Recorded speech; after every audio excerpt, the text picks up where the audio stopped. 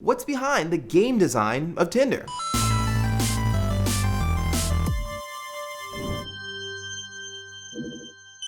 Since the very beginning of human existence, there have been two core urges that we still do today: playing and mating. The act of mating is a little bit coarse, I know, kind of like a nature documentary or something. So we evolved social customs to civilize the act of passing on our genes to the future of our species, just like we invented sports like wrestling to ritualize our desire to fight. So you shouldn't be surprised that dating and gaming share a lot of resemblances. One could argue that it's the oldest form of competition amongst males and females. But the meteoric rise of online dating has thrown the whole ritual into flux by adding a non-user controlled interface and mechanics on top of it. Before, you chose the rules. Now the rules choose you. I remember my 5th grade teacher meeting her future husband in a CompuServe chat room and how crazy that sounded at the time.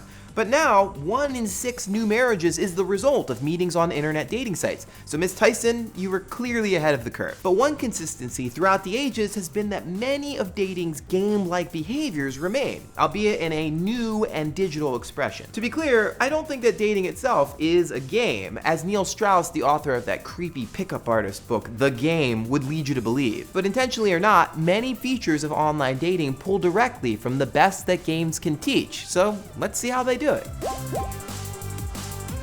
I think one of the best examples of online dating is found in the app Tinder. In fact, many of its users openly describe it as a game. Tinder is incredibly popular with close to 50 million active users. People log on to the app an average of 11 times a day and spend 8 minutes a session. That's 90 minutes a day of just swiping through profiles. So why is it so popular? Well, first, it has the easiest tutorial, like, ever. In game design, the process of introducing players to a new experience is called difficulty ramping. We've all turned on an RPG at some point to find ourselves immediately lost in a maze of menus and options. I'm looking at you, Eve Online. Tinder, on the other hand, is the exact opposite. You simply log in through Facebook, pick a couple photos that describe you, and start looking. The mechanic is devilishly simple. See someone you like, swipe right. Not so much, swipe left. That's it. If you say yes and someone else has swiped right on you, you get matched, and romance potentially ensues. Tinder makes the initiation process really, really easy and front loads your deck with matches so you don't have to go searching through hundreds of profiles.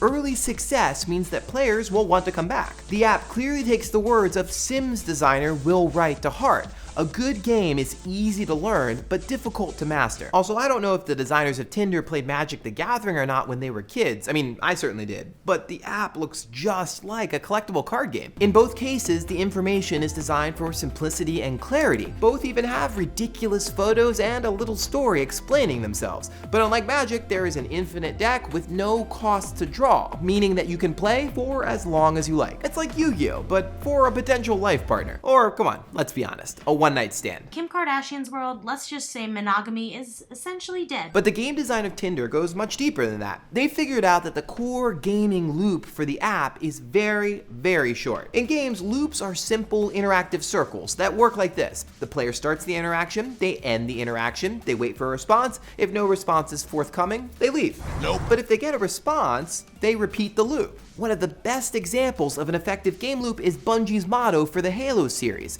30 seconds of fun. Halo's designers repeatedly dump players into hectic battles of heart-pounding chaos before offering a respite, a break. Then they put players right back in the loop again. Tinder has wisely figured out that the trial and error process of online dating is best served by a very, very short cycle of gameplay, an infinite loop of swiping left and swiping right. It's the same draw of quickfire games like Swing Copters or Super Hexagon that rely on dozens of repeated plays, just seconds apart. They've wisely figured out that the loops for other online dating services are way too long. But here's what I think is the biggest revelation for Tinder. They've created an experience based on 2 additional game mechanics: asynchronicity and symmetry. A great example of asynchronous symmetry is chess by mail, aka correspondence chess, which dates all the way back to Byzantine Emperor Nicephorus and Khalifa Baghdad Harun al-Rashid, who played against each other in the 9th century. It was asynchronous because they were thousands of miles apart and had to play one turn after another. It's symmetrical because each player had the same chess pieces with the same chess abilities. So for Tinder, imagine that, but between millions of potential suitors happening thousands of times a second with only one move at your disposal. Hot or not? The reason that asynchronous symmetry is important is that it fixes what's known as the deluge problem in online dating. The deluge problem refers to a fundamental imbalance in the social dynamic of finding someone online. On heterosexual dating websites, the most valuable asset is attractive females. As soon as you get them, you get loads of creepers. They chase away the women, and you're left with a guy's night. That's the deluge problem, and this creates asymmetry. But on Tinder, the asynchronous element creates balance, ensuring that women can play on their own time and on their own terms. Symmetry assures that both players have to opt in mutually to initiate contact. But Tinder isn't alone. Online dating overall bears a resemblance to play. One common trait of online dating services is playtesting, tweaking the site's respective algorithms to create the best matches possible, or in the words of OkCupid's Christian Rudder, performing experiments. When he revealed in a blog post that his site OkCupid had been conducting dozens of experiments on unknowing users, he defended himself by saying, "That's how websites work." Regardless of whether or not you buy Rudder's defense, games have been doing the exact same thing for quite some time, only under a different name: optimizing player experience. There's Microsoft's user research lab that tweaks the designs of Halo and Titanfall according to what active players are doing, and the behavioral science team at Riot Games that tries to change players' interactions in order to foster sportsmanship. In both online dating and online games, the desired end result is creating a perfect pairing. And of course, in both arenas, players are always pushing back at the contours of the system to find an optimal strategy. Just as players study Street Fighter to figure out the appropriate spacing strategies, Amy Webb detailed her exhaustive dating tactics in this TED Talk. She turned dating into databasing, tracking 72 data points including bad vocabulary, and created fake male profiles for market research, of course. Chris McKinley used Python scripts to harvest 6 million questions on OkCupid and then sorted 20,000 female daters across the country into 7 distinct clusters, like diverse and mindful. Some people might say that what Webb and McKinley are doing is cheating, because it removes the serendipity of online dating. And yeah, that's true, but maybe it's not cheating. In any case, it's a good seg to the other big facet of modern dating that's shared with games: bluffing, aka lying your face off. Sure, people have been lying on dates for ages. I lied to my wife-to-be about how much I could bench press and, winning that Nobel Prize. But regardless, in the digital age, lying has a whole new significance. It can be really hard to verify. Game designers allow bluffing or lying in their work to create unease. As Ralph Koster says, once secrets are treated as goods, misinformation becomes a form of tug of war, which is a really euphemistic way of saying relationships. On OkCupid, men exaggerate their income by 20% and increase their height by up to 2 inches. And let's not forget the ubiquitous perfect photo that just so happens to be from 8 years ago. Oh, and the group photo on Tinder where you don't even know who you're supposed to be talking to. The reality is that if you create a game experience of any kind, people will search high and low to get some sort of an advantage, especially when the win condition is a night out, amazing sex, or everlasting love. But if dating sites want to continue to be successful, they may want to take more tools from the game designer handbook. It's so beautiful. That's adorable. Oh, there we go. That's disgusting. A good game can't be solved, so if dating sites figure out the perfect way to match couples, maybe we'd be less interested in them. I mean, if you just uploaded your photo, typed in your social security number, and it just gave you the person you're supposed to be with for the rest of your life, how is that any different from arranged marriages? So what do you think? Does online dating bear some strong resemblances to the nature of play, or am I besmirching the good name of games by dragging it through the ugly, messy reality that is meeting someone romantically in the 21st century? Regardless, hash it out in the comments, and if you like what you saw, please subscribe. Big thanks to Fred Benenson and Timothy Gunatalaka, who helped me think through this episode. Have a happy holidays, and I will see you in the new year. Last week we talked about whether or not all of these sales and bundles for all these really cheap games is driving down the value of the medium. Let's see what you had to say. The Jared Long asks a really good question. He wants to know why there aren't luxury games the same way that there are luxury cars or, I don't know, luxury vinyl or whatever it might be, luxury things that are expensive and you have in your home. Well, one reason is that luxury is usually tied to scarcity, and that games, because they're a digital good, have never been scarce the same way that like a painting by Van Gogh is scarce and that there's really only one, even if there's multiple sketches, etc. But that's an excellent question. I do sometimes wonder if the market would be able to bear that sort of thing. Like, let's say your favorite video game designer, let's say it's Will Wright, made a 1 of 10 sort of version of The Sims or something that was custom to you and only available to you. How much would you pay for that?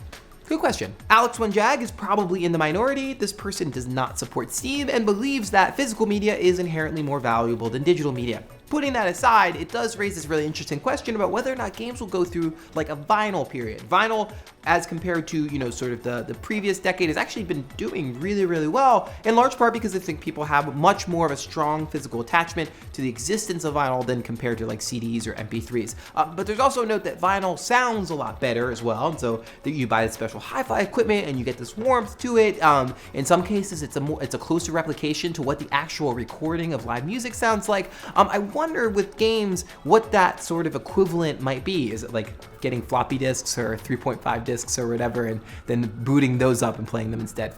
Good question. Ryan Rumminger argues that the fact that there are more sales means that video game makers are making more money, which is really, really interesting. One thing we do know is that if you're a digital distribution platform, you're making more money because it doesn't really matter whether people buy one game or a different game.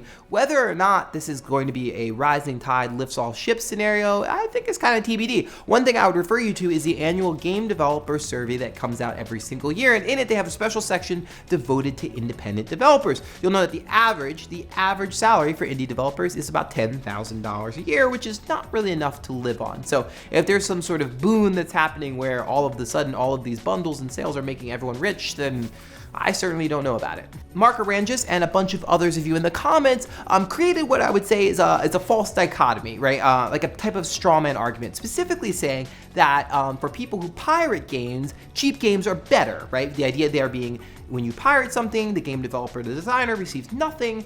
When you buy it cheap on a sale, at least they receive something. And I think what that does is you can't necessarily equate an illegal action, piracy is illegal, and a legal one. You can only compare legal actions to other legal actions. Those are similar bodies of human behavior. I think that it's a bigger problem is you can't both be a pirate and take the moral high ground, like you're doing developers some kind of favor by giving them something. That's called extortion. So if you want to be a pirate, that's totally cool. You don't want to pay for games? That's totally cool also. Just be honest about what it is that you're doing. Inmate of Death, no joke, bought all 17, or I guess I don't know, there's 17 Command and Conquer games, probably for like $3 or something like that. And tops all off with hashtag no regrets. I have this image of you like driving down the highway in a Corvette or something, top down, just like throwing Command and Conquer CDs to the wind like it's nothing, like it's paper. So good on you, bro.